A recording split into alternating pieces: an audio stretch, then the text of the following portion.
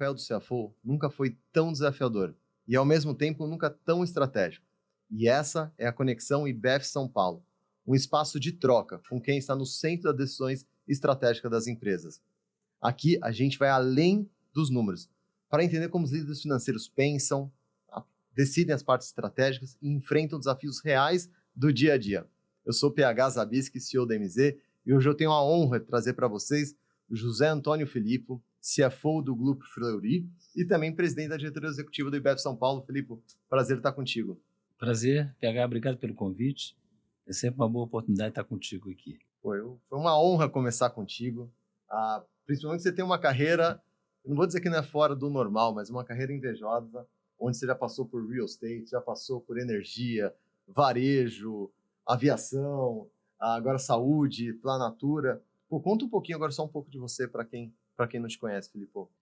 Bom, eu sou engenheiro de formação e construí minha carreira toda na área financeira, né? Eu tive, vamos dizer, o privilégio de poder trabalhar em empresas de setores diferentes, que me deu muito conhecimento e muita provocação em termos de você ter que entender o negócio, né? E fazer esse papel, essa conexão entre a gestão financeira e o próprio negócio das empresas onde eu estava participando, né? Poxa, Felipe, você tem uma carreira super sólida aqui de liderança e hoje lidera aqui o IBEF. Então vamos lá, olhando para trás agora, quais foram os momentos que moldaram um pouco como você toma suas decisões hoje, se você pudesse compartilhar aqui com a nossa audiência? Bom, se a gente olhar um pouco dessa história, eu acho que eu destacaria alguns pontos aqui que eu acho que talvez tenham influenciado. A primeira delas, como muito jovem, ainda começando, eu comecei a acompanhar o pessoal da área comercial, a visita de clientes. Me lembro de uma companhia que eu trabalhei, que a gente ia lá para o interior da Argentina visitar clientes, equipamentos de construção, e aquilo me deu uma visão muito diferente do que eu imaginava, quando você está muito analisando os números, né? Então, eu acho que isso teve um papel importante de você ser provocado, de ter que olhar os negócios e entender que finanças é importante, mas se você não entender o negócio, ela perde um pouco. Exatamente. Outro ponto é aspectos de momentos de crise, né? A gente lembra mais recentemente, todo mundo passou e viveu a pandemia, como foi difícil você lidar com isso e muitos aprendizados. Hoje a gente olha para trás dessa forma, né? Apesar do sofrimento que foi e a dificuldade que se passou, né? E momentos de crise também são alguns momentos de oportunidade, como por exemplo a M&A, né? Algumas operações de M&A são de pressão, muita demanda, um curto espaço de tempo, são situações que você tem que saber lidar com isso, saber priorizar, saber colocar os pontos corretos, fazer as perguntas certas, né, e discutir os pontos corretos. Acho que são momentos importantes, acho que essas situações sempre influenciaram. Eu tenho a referência disso quando eu imagino o tempo que eu vivi nas várias empresas que eu participei. O outro, talvez, aí para não deixar de colocar com pessoas, né? Acho que é importante você estar lidando com o time. Como você falou, eu passei por algumas empresas, eu não considero que eu tenha passado por muitas empresas, mas não foram muitas mudanças, mas quando você chega numa empresa nova, normalmente alguém recomenda para você, olha, muda a equipe toda, né? Você está chegando, você fica à vontade. Carta branca. E eu sempre resisti, eu tive pelo menos uma sensação de que a gente devia olhar. E eu tive situações muito interessantes de pessoas que eram mal avaliadas e que, com uma transformação, com algum tipo de gestão, ou enfim, uma proximidade, dando mais espaço, se tornaram pessoas muito importantes, acabaram se destacando dentro da gestão do time de finanças. Eu acho que você pegou pontos muito importantes. Acho que olhar para pessoas, ir além dos números, para entender mesmo o modelo de negócio e para o front, para inovar. E essa questão que você falou por último de oportunidades. Acho que grandes momentos de estresse também que trazem grandes oportunidades. Então, pegando o gancho nessa sua visão dupla de diretor-presidente aqui do IBEF e também essa questão do CFO, como você enxerga essa mudança do papel do CFO hoje aqui no mercado?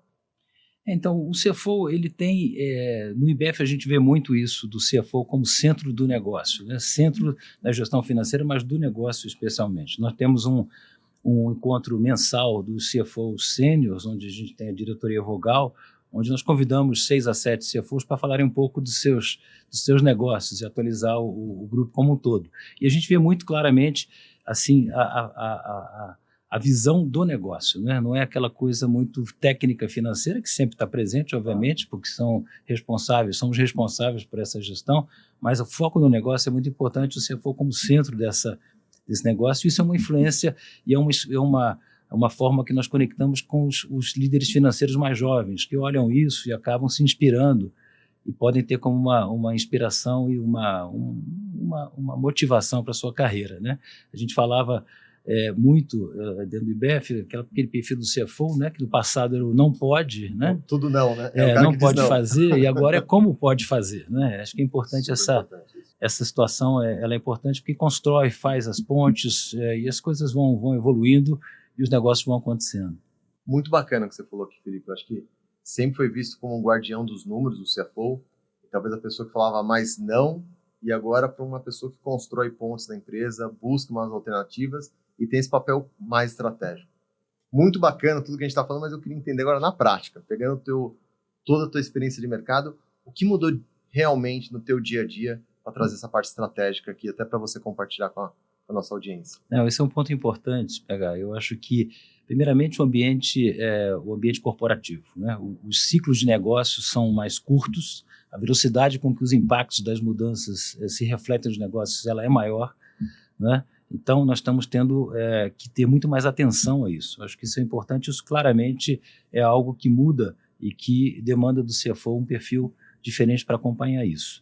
Outro aspecto importante é o ambiente regulatório, né? Sejam os órgãos reguladores, seja compliance de uma maneira geral, tudo isso sempre existiu, mas a verdade é que a demanda para isso ela é muito maior e não dá para dissociar dentro do perfil de um gestor hoje, sequer na área financeira.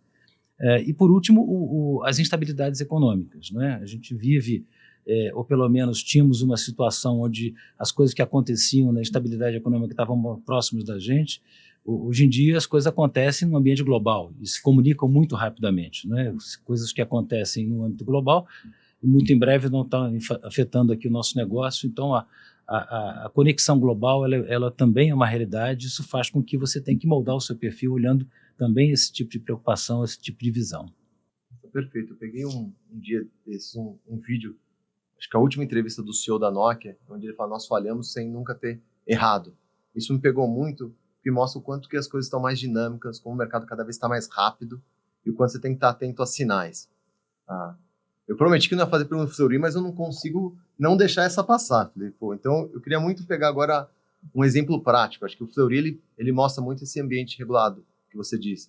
Uma empresa listada em bolsa, uma empresa com governança. Mas se pudesse agora colocar mesmo uma decisão recente que você teve, que simboliza muito bem, sintetiza muito bem essa questão do papel do CFO estratégico. É interessante. Eu tenho aí, de novo, um privilégio de estar liderando a área financeira do Fleury, uma empresa maravilhosa, um setor muito interessante, né? Tem o seu papel na sociedade, que é importante. E a gente vê um setor que tem um dinamismo muito, muito grande, né? Quer dizer, as mudanças acontecem e você pode, em um curto espaço de tempo, estar numa posição menos vantajosa ou desvantajosa em relação a como você estava. Então, tem que ter muita atenção a isso e ficar com muito monitoramento do que possa acontecer em termos de movimento. Visão de médio e longo prazo é importante nisso, né? Outro aspecto é o crescimento. O Fleury tem uma história de crescimento, a gente teve muitas situações de aquisição. O crescimento do Fleury ele é moldado em uma combinação de crescimento orgânico e crescimento inorgânico.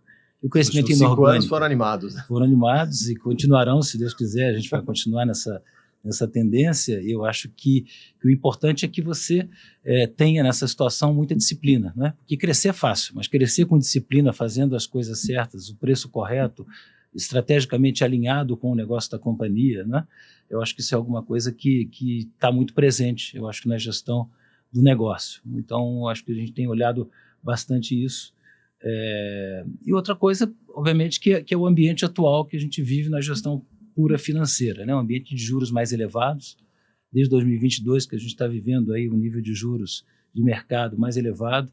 Isso faz com que você tenha que olhar para isso, né? Quer dizer, o negócio da companhia, seja alocação de capital, seja nível de dívida, perfil de dívida, né? Não só o tamanho dela, mas o perfil da sua dívida financeira que é necessário, né? As companhias não podem crescer com capital próprio, elas precisam de capital de terceiros. Então você tem que acessar, mas você tem que ter uma capacidade de fazer essa gestão e que esteja associado à tua capacidade de rentabilidade do seu negócio. Pegando um ponto que eu acho que eu tive já o privilégio de conversar com muitas pessoas que passaram pela sua liderança aqui, e todos me ressaltaram você como um grande líder. Então, eu queria pegar um conselho seu nessa parte. Acho que liderar finanças hoje tem muito a ver de liderar pessoas, influenciar decisões. O que você consegue trazer de dica real para se tornar, ou se for tornar esse líder para conseguir influenciar aqui as pessoas do teu time? Você tem um lado humano muito forte, né? Você sempre teve essa preocupação com pessoas. Não, legal, obrigado. Na verdade, eu acho que a gente não pode nunca esquecer das atribuições típicas do CFO, que são os controles financeiros e tudo mais, né? Mas acho que uma visão de médio e longo prazo ela é fundamental. Eu acho que comunicação é algo importante também, porque a comunicação, se você não comunica bem, você é um profissional especializado nisso, você sabe quão importante é você se comunicar, e não é só para mercado, não é só para investidores, você tem que comunicar também para os seus órgãos de governança, como é que você apresenta uma matéria para o seu conselho, para o seu comitê de gestão. Então, são temas que, da maneira como você leva, você pode ter um resultado diferente do que você imagina. Então, acho que o aspecto de comunicação tem que estar muito colocado. Equipe, deixar o espaço para a equipe, né? Essa equipe tem que ter o seu espaço para colocar. A gente falava muito dessa discussão de ele delega muito, ele centraliza muito, né? Acho que os dois estão errados, né? Eu acho que você tem que saber fazer um bom balanceamento disso. E a equipe sente isso, né? A equipe não gosta de quem delega demais, também não gosta de quem centraliza demais. A equipe precisa, ela tem necessidade de ver do seu líder esse bom balanceamento do que tem que ser centralizado, o que não tem. Eu acho que isso é um aspecto importante, não só a equipe, mas como o teu entorno, né? Você trabalha com stakeholders, né? Seus pares, seus chefes, conselhos, né? Todo mundo está observando isso. Então, esse equilíbrio é importante. Eu acho que fazendo dessa forma a gente tem um bom resultado. Não é à toa que a gente chama de prêmio equilibrista, mas é essa questão de você conseguir balancear bem as decisões, o solta e puxa mais firme a depender do momento.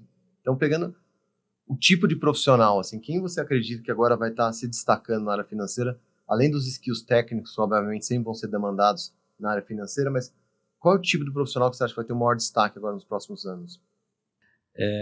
Eu acho que o profissional que vai ter destaque é o profissional que se adapta, que esteja atento a essa adaptação, né? Eu acho que a gente vive situações como mudanças tecnológicas, né? A inteligência artificial está na pauta de todo mundo hoje, né? Saber isso, mas não adianta se dominar esse tema se você não souber como você aplica isso ao teu negócio, né? Como é que você ganha eficiência, como é que você gera experiência do teu cliente, né? Acho que são coisas importantes. Acho que o perfil que se adapta a isso é o perfil que vai olhar mais estrategicamente, que vai ter trabalho de comunicação bem feito, né? E que vai estar atualizado, né? Isso tudo está se somando, obviamente, aquelas características raízes, né, do próprio perfil financeiro, que é controle financeiro e guardião dos números para garantir, né, a disciplina, né? Tem uma frase que eu gosto de um boxeador que ele fala que todo plano é bom até você tomar o primeiro soco na cara e o plano vai embora, né? Eu queria pegar contigo agora mais um aprendizado. Coisa que não ensinam hoje na teoria, mas foi algum aprendizado que você sentiu na prática que você pudesse compartilhar aqui com as pessoas? Bom, se a gente olhar alguma coisa para trás, né? Quer dizer, eu acho que talvez eu demorar muito para tomar uma decisão esperando a informação perfeita. Às vezes ela não existe, às vezes ela não vai chegar. Né? E aí você perde o momento e perde. Eu acho que isso é algo que você, quando você olha para trás, você vê bastante dessa situação. Né? Mas acho que isso é importante, saber o momento certo para você tomar a decisão com a informação que você tem, a melhor informação que você consegue naquele momento. Eu acho que eu concordo muito, muito contigo, principalmente que hoje a gente tem um excesso de informação, tem a questão da inteligência artificial, e no final do dia acho que o CFO ele tem que ter umas skills de interpretar sinais que não são tão óbvios, ou não esperar a informação perfeita para agir. Acho que é uma ótimo aprendizado. E agora vamos olhar mais um pouquinho para frente. Então, o que você acha que vai diferenciar o CFO na próxima década? O que o CFO tem que trazer de hard skills, de soft skills, para ele poder liderar aqui as empresas nos próximos anos? Eu acho que, principalmente, atualização, falamos bastante sobre isso, eu acho que tem que se manter atualizado para ver esse tipo de coisa, monitoramento do ambiente onde você está lidando de negócios, né? Basicamente isso, né? E tecnologia, né? Não dá para a gente não estar atento à tecnologia. Eu acho que o CFO ele tem um papel importante na decisão de estrutura tecnológica, né? Seja um sistema de controle, seja um ERP, seja os mecanismos de BI que se usam para você entender o negócio. Não adianta você ter muita informação se você não souber o que fazer com elas, né? E trazer... Pode atrapalhar também o excesso. Pode atrapalhar porque você gera dispersão, você gera desgaste de energia desnecessária, né? O time acaba trabalhando mais. Então, acho que esse tipo de visão sempre assim, olhando, mais uma vez, o longo prazo, né? Onde é que nós vamos chegar, planejamento de longo prazo é sempre importante. A gente sabe sempre que vai mudar, o planejamento de longo prazo nunca vai acontecer da forma como ele está previsto. Que a gente tem, né? Mas ele tem que ser feito, porque você vai atualizando e te leva a uma ordenação desse processo. Também acho que o planejamento é algo vivo, né? Que você vai ter que se adaptar e não ficar num trilho, mas ficar numa trilha para se adaptar, né? Eu tenho uma baita admiração pelo IBF, não só porque você está aqui, mas que eu acho que vocês têm realmente um ecossistema que conecta as pessoas, que educa as pessoas, com boas referências para os novos profissionais. Então, eu queria que você falasse um pouco como que você tem agora o IBF nesse ecossistema, fomentando aqui os grandes profissionais e também os jovens que estão chegando. Ótimo. O IBF tem uma proposta de gerar uma conexão de qualidade entre os executivos de finanças, né? Nós temos as categorias, nós temos os associados mais sênior, né, com mais tempo de casa, temos associados mais jovens, que eu me preocupo muito com eles. Eu acho que esses mais jovens eles têm que usufruir dessa conexão, da experiência, de você estar num evento e poder puxar uma conversa ali com aquele CFO que ele viu, ele falando no jornal, um quote daquele CFO que estava no jornal de ontem. Esse tipo de coisa eu acho que é muito rica, eu acho que a gente trabalha muito nisso. A gente tem os grupos de trabalho. Nós temos o assunto hoje de reforma tributária, por exemplo, um tema que está na agenda de todo mundo, é um tema que já está funcionando, mas ele ainda tem que evoluir, existem etapas a serem implementadas e existem dúvidas ainda quanto aos gestores. Então, nós temos grupos que trabalham muito nessa discussão mais técnica, né, que analisam isso permanentemente, né? Nós temos os grupos que são o IBF Jovem, né, que são mais jovem ainda, aquela turma que está chegando ali, que se associou, que a gente dá um desconto para ele poder pagar a anuidade, e ele tem os temas dele. Tem o Conecta Mulher também, são temas, né, que são mais pertinentes, que também é um grupo que gera, assim, todos os eventos do Conecta Mulher são sempre overbook, a gente tem que conter, né? São muito bacanas. E as próprias premiações, né? Reconhecimento, seja as premiações das iniciativas, nós estamos começando agora, por sinal, na listagem dessas iniciativas de destaque do ano. Os jovens se inscrevem, eles ganham bolsa, eles ganham premiação associada a isso como iniciativas, tem uma banca que faz o julgamento, né? Sejam das operações do ano, operações de M&A, operações de equity, operações de dívida, que são também reconhecidas, e o prêmio equilibrista, como você bem mencionou, que é o prêmio mais importante do IBF, onde a gente sintetiza tudo que é uma gestão de um CFO, né? E você está lidando com todas essas dificuldades, equilibrando tantas coisas ao mesmo tempo e se mantendo, né, na liderança, seguindo, né, com todas as dificuldades que eventualmente você está colocando, mas os prazeres também, né, de você estar na posição. Eu acho que é sempre gratificante você poder fazer uma gestão, executar um plano, ser parte de um grupo, de uma estratégia de uma empresa que possa estar seguindo e fazendo bem para os próprios colaboradores e para a sociedade. Acho que você tem que ter um papel brilhante, é um papel verdadeiro, legítimo com a sociedade, com os jovens e as pessoas mais sêniores. E uma coisa que eu sempre falo, que o network é um grande ativo, que o CFO precisa saber trabalhar esse ativo. Ele vai te ajudar a resolver algum problema, num M&A, numa recolocação de carreira, ou precisa ajudar alguém. Então, acho que se conectem ao IBF, porque vocês vão estar criando esse ativo chamado networking aqui. Felipe, essa conversa está sendo incrível, mas agora eu queria fazer 4 tiros curtos com você, para a gente compartilhar um conhecimento aqui bem pessoal. Vamos lá. Um erro que mais te ensinou aqui na sua jornada? Eu acho que eu já falei sobre isso anteriormente, que é demorar a tomar uma decisão esperando a formação perfeita, né? Eu acho que isso algumas vezes eu me vi nessa situação. Eu acho que eu sempre me preocupo muito de relembrar isso quando a gente tem que lidar com algum tipo de decisão. Se um cara como o calibre do Felipe repete isso 2 vezes, é porque é um bom conselho. Vamos lá, agora uma habilidade essencial para o CFO atual. Eu acho que é a capacidade de integração dos negócios, a parceria com os pares. Eu acho que isso é muito importante, porque o CFO tem um papel que ele transcende todos os negócios da companhia. Concordo 100% contigo. Aqui é bem difícil. Um tema que hoje um líder financeiro deveria estar acompanhando de perto. Bom, já falamos sobre isso, né? Inteligência artificial, transformação digital aplicada ao negócio. É importante conhecer, estar atento a isso, né?